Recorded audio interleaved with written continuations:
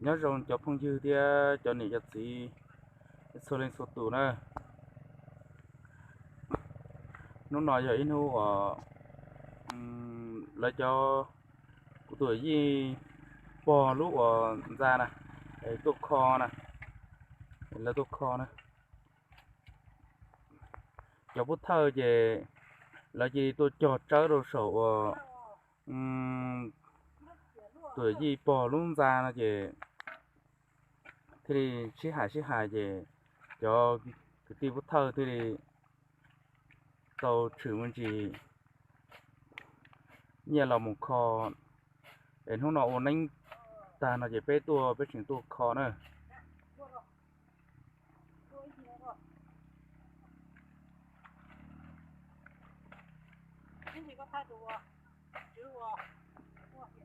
ờ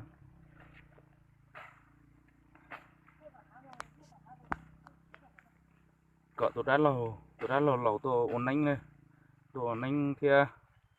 cỡ tụi một phâu tua bát kho thế nào nữa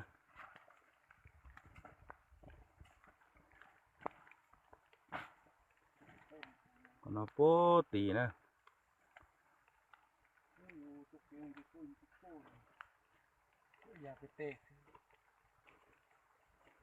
cho nó này sợ sai luôn tọt trong hộp bể nó sẽ dùng chả nữa cho không như số số tù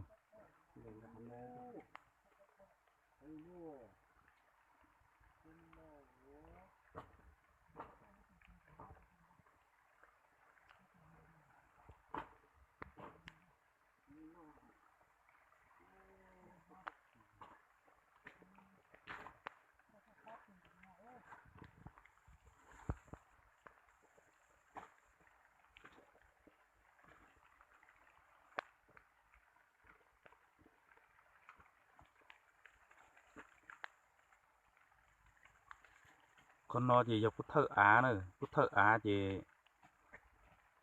bút thợ u chỉ lấy tròn đây là đó chỉ nó cho cái tí bút thợ cho lẩu bông tà thì chúa cho lúa sức chỉ nó là cho ốp phê nè cho ốp phê chỉ là thì tôi cho trái đồ sầu luôn giá nữa tôi chữ tế tôi uống nữa uống mà tôi đã no nữa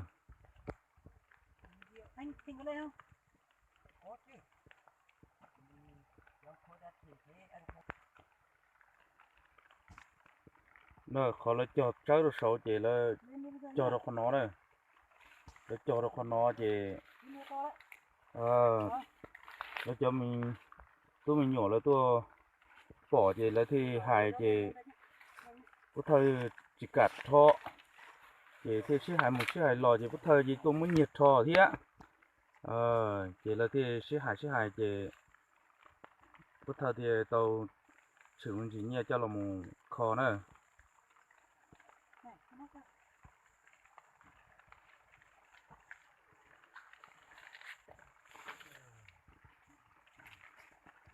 ít đi sẽ là do kho một chả thế là do chả mọi thái này sáng này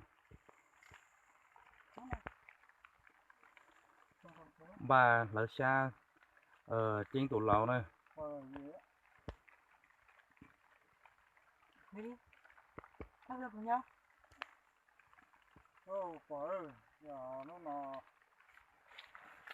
mình có được thì ở trên được cái gì là cái gì trên được nó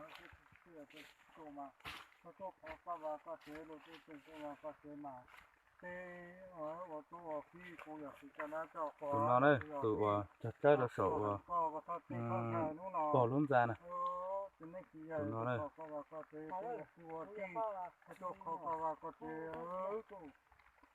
khó to lên mà khó to là phải cái đó cũng có được nó cũng ra cái to từ to thầm mất thầm mất tôi còn cái nó là chúng đi là cá lá mình nó cá gì nó có một cái thế là cái thầm mất thầm mất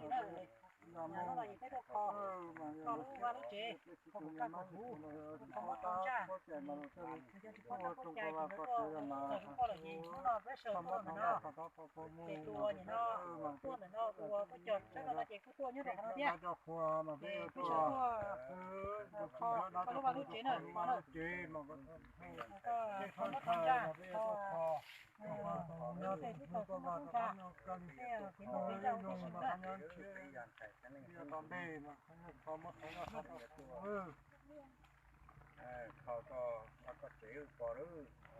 มาก็ชิ้นชนไทยอ๋อไทยแล้วก็โอ้เขารู้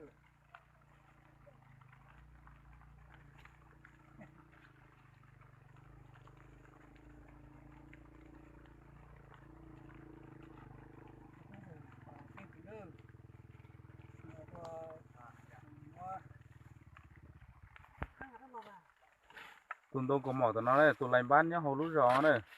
nếu có tuần được sai hồ tí xì này tụi nó đây tụi lành bán nhá hồ lú gió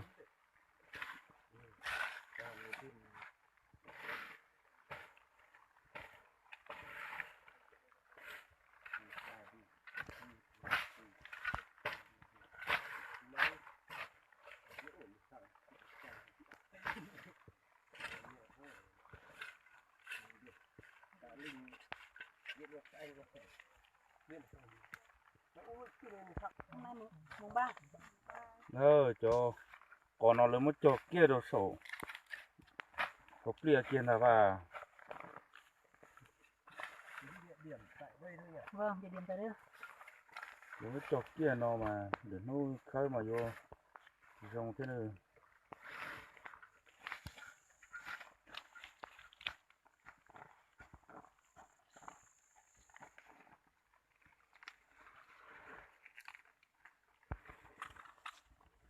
nó ủa tiệt tà chị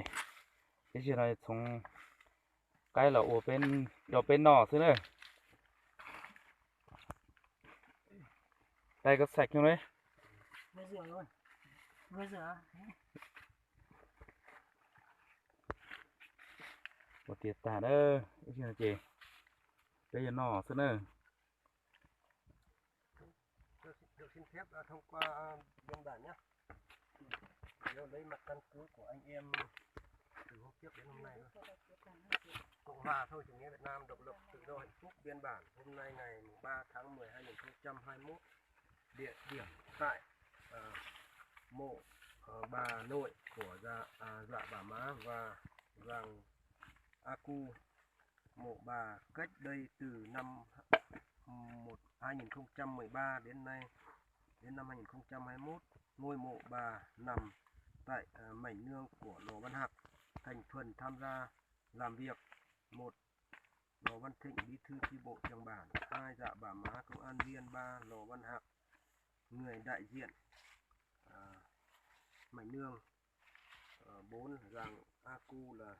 cháu nội bà. 5. Mòng Văn May, già làng tham gia. 6. Có các thành phần họ hàng tham gia 11 người. Nội dung: tất cả anh em họ hàng giữa chủ mảnh đất, địa điểm tại ngôi mộ và anh em gia đình liên quan ngôi mộ đến xác minh địa điểm ngôi mộ bà nằm trên mảnh đất của Lò Văn Hạc, bản Cao Hốc 11 sông Má. là cây cá cửa nữa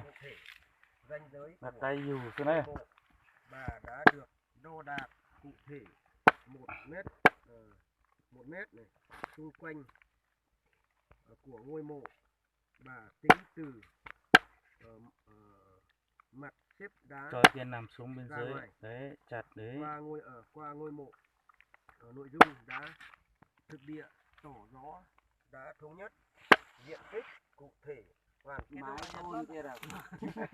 hãy rằng khổ vàng khổ vào tôi một ơn mày làm đi lâm ông già kia cho nó làm chén còn chưa tủ nhau nữa. tôi khó ở trường giấy khó bông này một chén được quá. một trái cũng Ô được tô. hai trái cũng được Khó tiếp tả chị ít cho nó lò rồi là phụ ít lò lù rồi là cho mình nhỏ thôi chị đang bây Chị giờ à nơi. mà các bác Đây là cũng của nhau đi. Cầm một chén đi chứ má. Đây. Đấy. hay nói rồi giờ nó cho cái tí bây giờ phải chúc lên ở đây hay thì sát lần thì xua thế đó tôi niệm lâu lúc vào lúc trẻ trời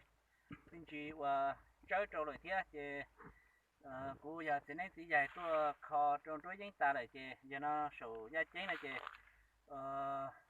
bé giờ nó có tù ở đây hay cứ họ tuân trò thế được kho kho ta tin hút nó trong đấy sự dây trong đấy sự chua là phòng trong đấy tụi mình nhổ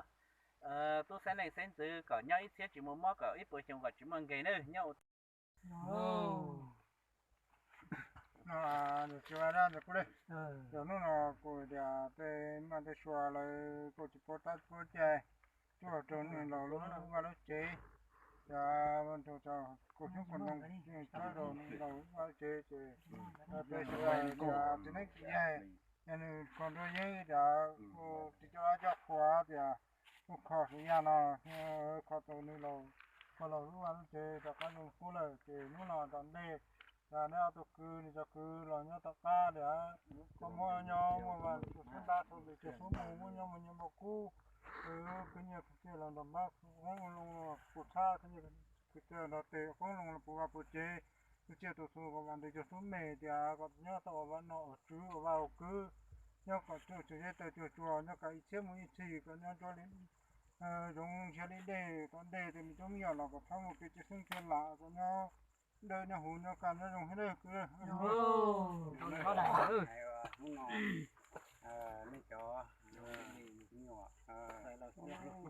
Lẩu anh nói lẩu. man của nó là có chạy là họ tua rồi đâu thì đi va nó trâu Hưởng. bỏ nó nữ va lúc chế không nó chế sẽ tôi khó ta lại thì đi